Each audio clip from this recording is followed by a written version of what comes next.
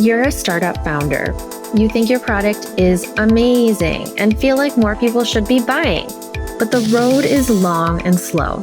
It feels like you're stuck. There's always one thing I ask startup founders. Have you talked to your customers? They almost always say, heck yes, we talk to our customers all the time. But what I find is they're either selling or trying to improve their product. These are not customer-focused conversations. If we can get curious about our customers, then we can uncover critical insights that will help us build to the next round. I'm Anna Firmenov, and welcome to Building with Buyers, a show about startup growth where I'll explore how customers help startups build to the next round. Joseph Lee is co-founder and CEO at Syncly. And Joseph, I apologize. We were supposed to meet last year, I think, right? I wanted to talk to you last year, but I'm actually really happy that we're talking this year because I've got the new show, Building with Buyers, right? And it actually ends up being such a better fit anyway to have you on this year. So welcome on the show. So Syncly is a customer feedback analysis platform. So it lets you see customer pains and prevents customer churn. Awesome. We'll get into that. I love how it has to do with customers, right? As I had mentioned, it's such a great fit, not only for the conversation we're going to have today, but also you're building a product that puts customers first. So really cool, seed funded. Some of the messaging on your website, I noticed it says a great product comes from the voice of customers, music to my ears, right? There's a voice of customer report. So we're speaking the same language, I feel like, Joseph. One of the other things I noticed is Novatic is a customer and I am an advisor at Novatic. So that's really exciting.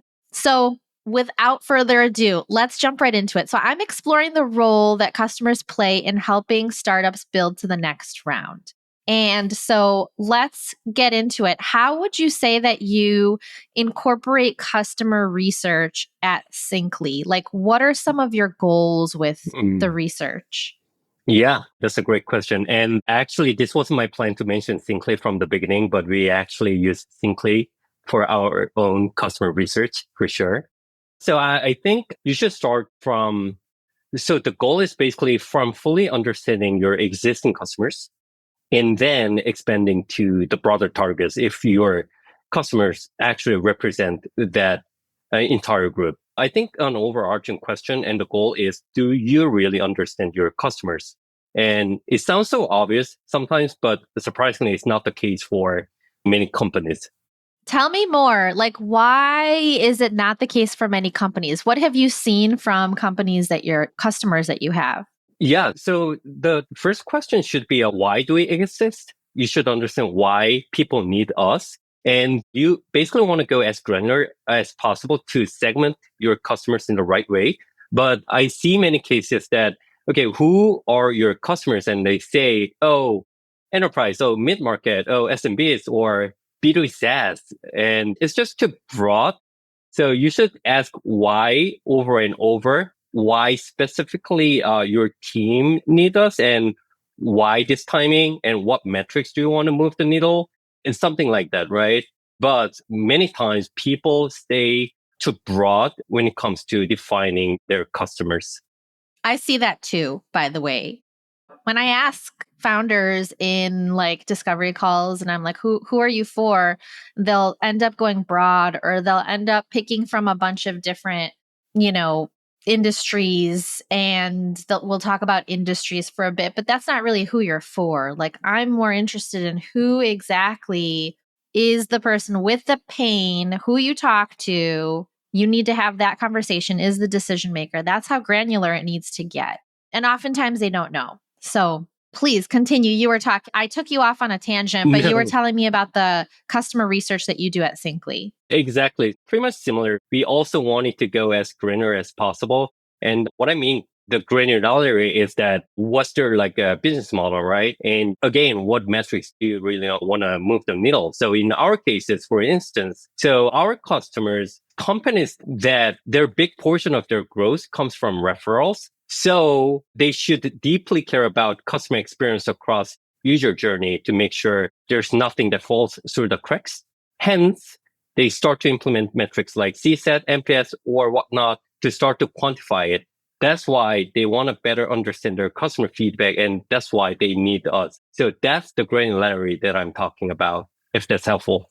Yes, it is helpful. So your customer research that you incorporate as Syncly is really trying to figure out, what do our best customers look like? What do they have in common? What are their needs? What are their goals? How do we identify them? How do we identify like a best fit customer even before we start to get deep into conversation with them? That's what it sounds like.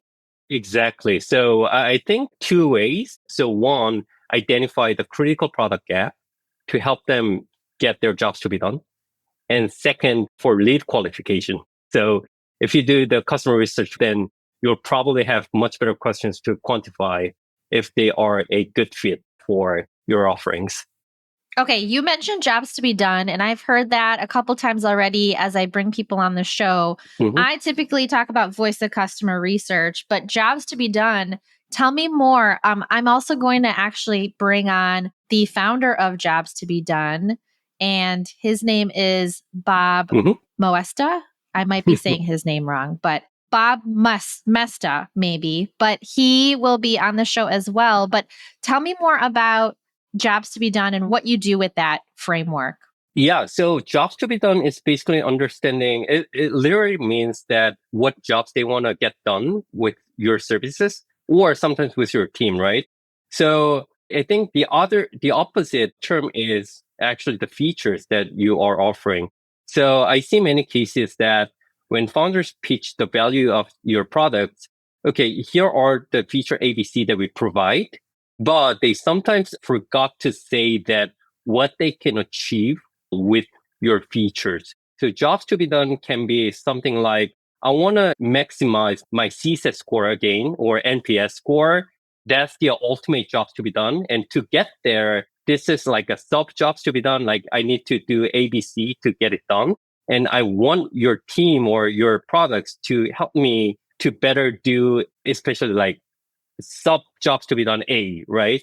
That's the jobs to be done, which is opposite to what we provide from the feature level. Yep, totally agree with you. Okay. Well, I love that.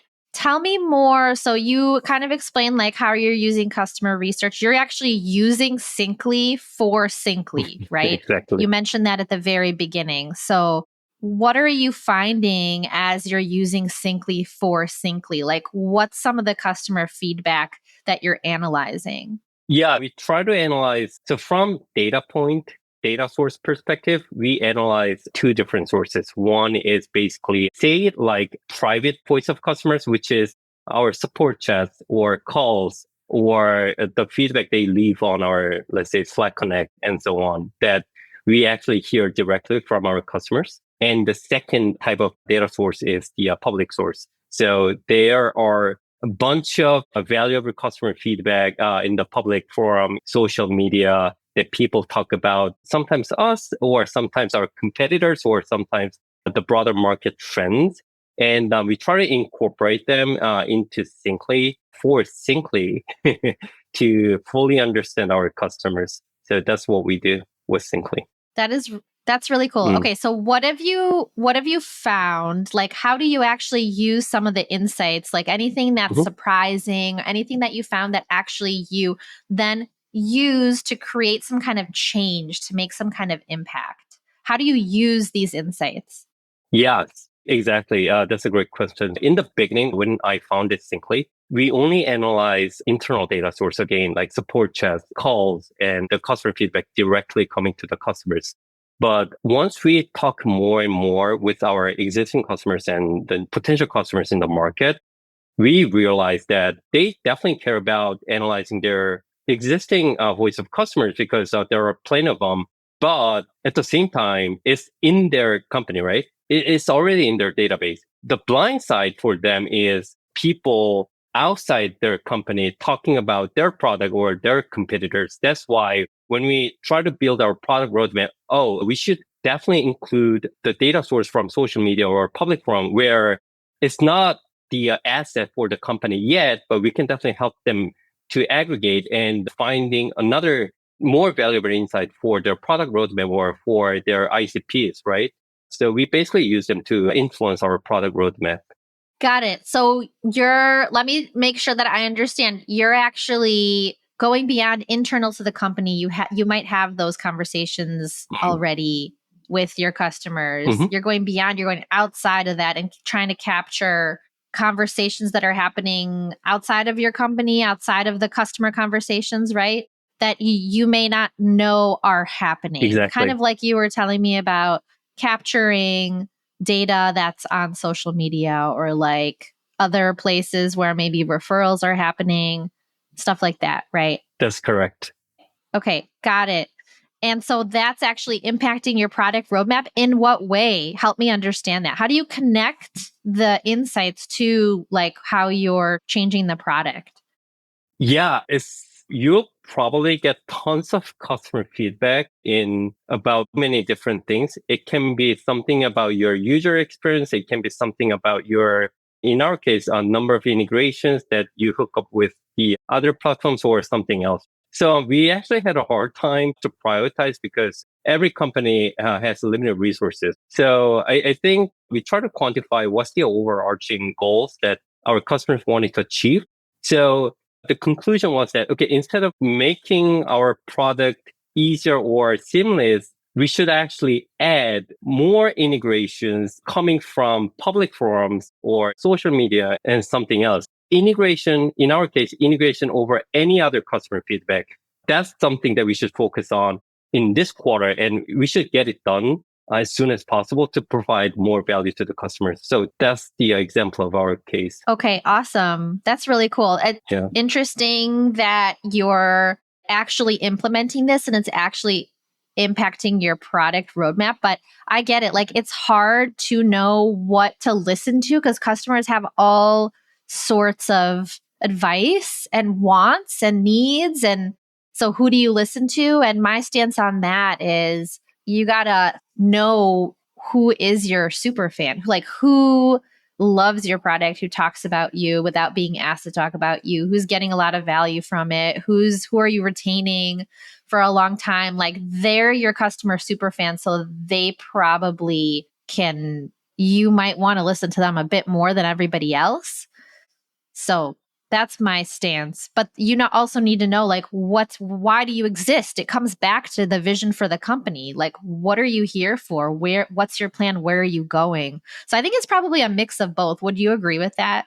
Like, you, Joseph, as the CEO and co-founder, you have a vision of where you want to take this company. So you got to kind of stay on that path. No, 100% agreed. What I learned from Y Combinator is basically make something people want. You definitely have a reason why you started the company, but you should be very flexible what to provide based on what your customers want or expect from you. So 100% agreed. Okay, awesome. Where's your pricing page? Or what is your pricing? Because I went to the pricing page and I went to a demo form, but I would love to understand, like, how do you price Syncly? I think that's the true question of this podcast. It's really the main question. Like, I just wanted to bring you on to ask you, what is your pricing? Yeah, so no, you're right. So the reason we do not actually put our pricing on our pricing page is that our pricing is basically based on the volume, which is the number of feedback and number of integration that they have.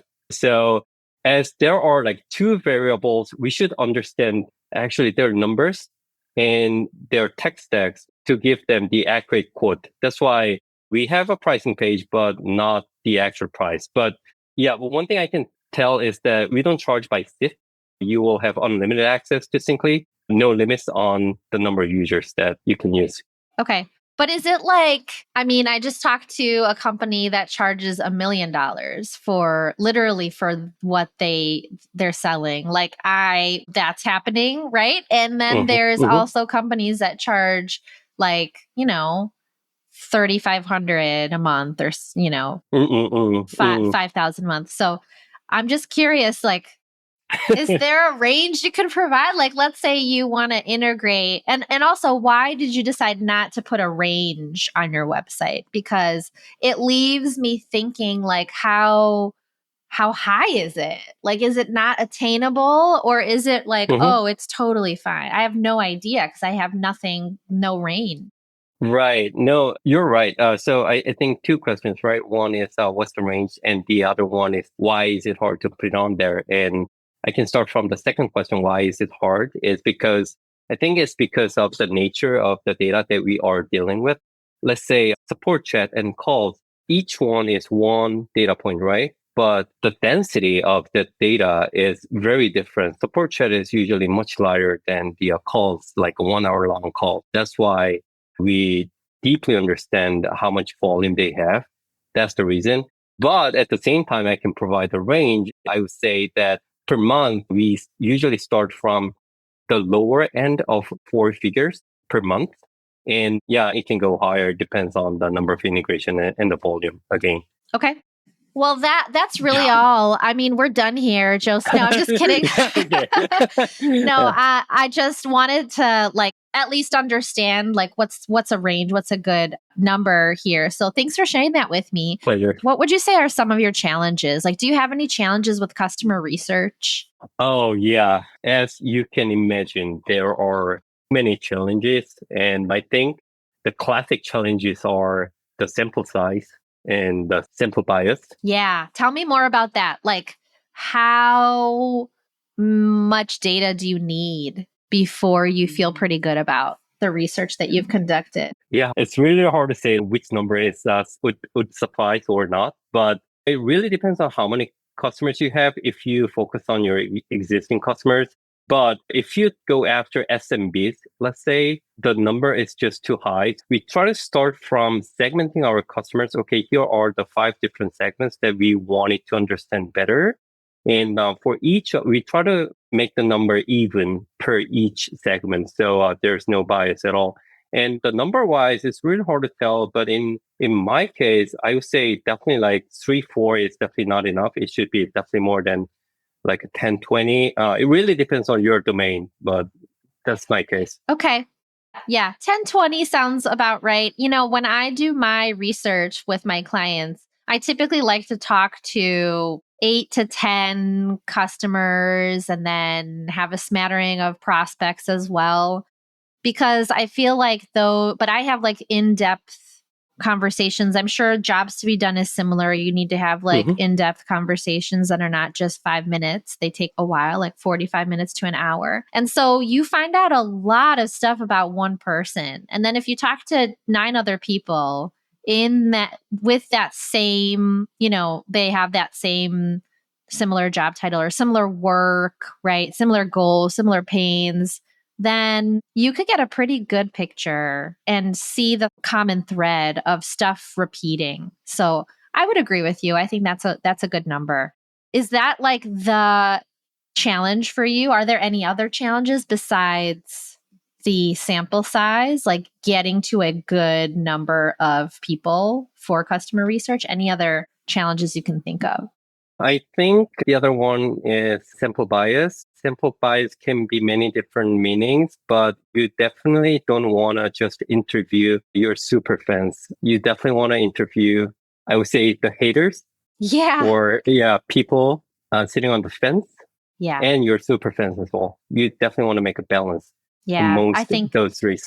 that paints a, like, holistic picture of what's going on with your product.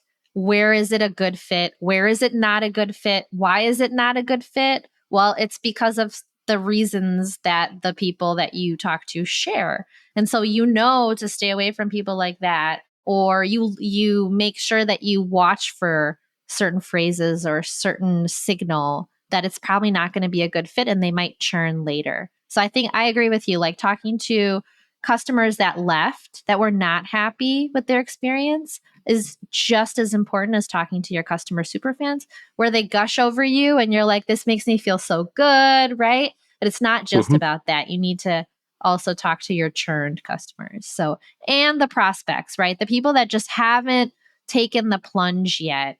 They understand it, but for whatever reason, like it would be nice to talk to them and learn more about, what makes them a little bit different, unique, and not necessarily ready yet. What's on their mind, right? So, yeah, love it. 100%.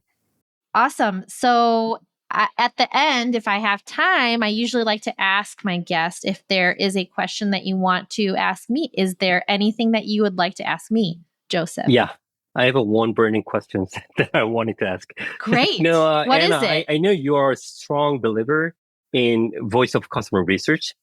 And I also see growing interest in this area recently. So I'd love to hear your thoughts. Yeah. You do? Tell me more. Is it because your company is growing, or what other signal are you getting that it's becoming more important?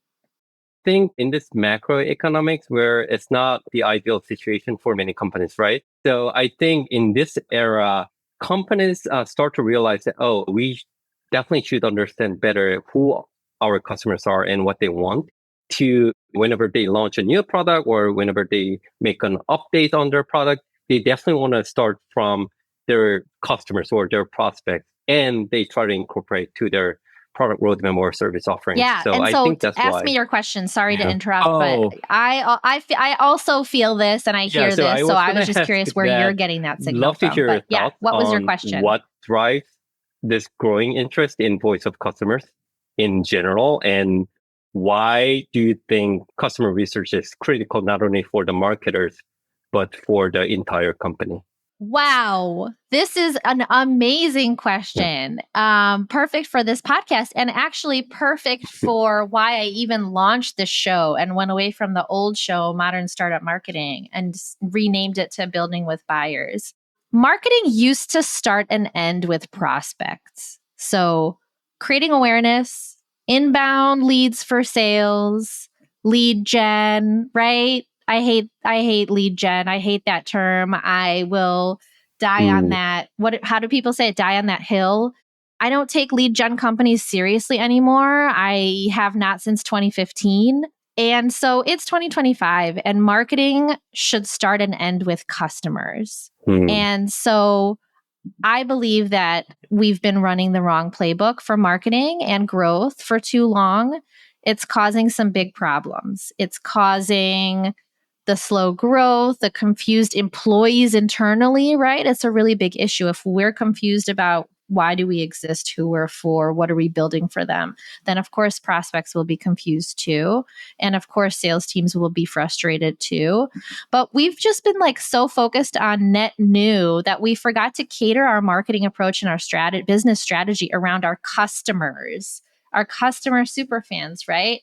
And so that is really the reason why I changed my podcast. It's focused on buyers, it's focused on customers, and there are so many different ways that go beyond customer research where if you do have maintained that focus on your customers, super fans, right, but also churned, and then you will actually fix those problems that you're having. So I think we're moving in that direction because the old way isn't working anymore. And so I think that there is now, like you said, companies are starting to like think of different things. And like, of course, you're sitting on a gold mine. You have customers, and especially for startups, like people picked you, people chose to open up their wallet and pay for the thing that you're making, and you're so early that nobody knows about you, right? So that is amazing. That is gold right there. Like, what is it about these people? You need to understand that. So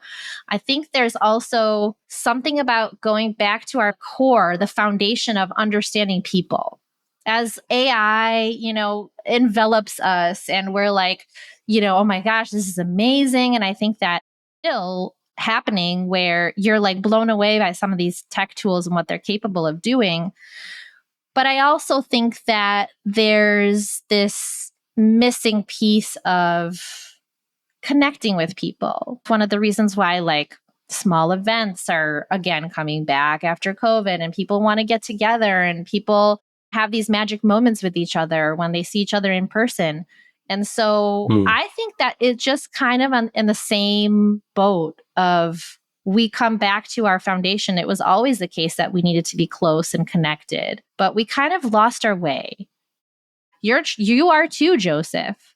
We both are trying to bring everybody back to this core need of connection with our customers, with our buyers, understanding, having empathy. So great question. Perfect one, actually. So thank you for asking me that. And thank you for joining me. So if anybody wants to find Joseph, he is on LinkedIn, Joseph D. H. Lee.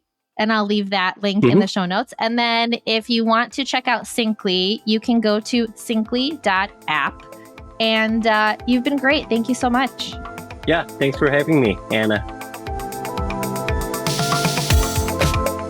Thanks for listening to this episode of Building with Buyers. New episodes drop weekly, so make sure you're following wherever you get your podcasts. You can find me on LinkedIn, Anna Furmanov. Visit my website to learn more about how to turn customer insights into positioning and messaging your buyers will understand. FurmanovMarketing.com. And don't forget to leave a review if you're loving the show.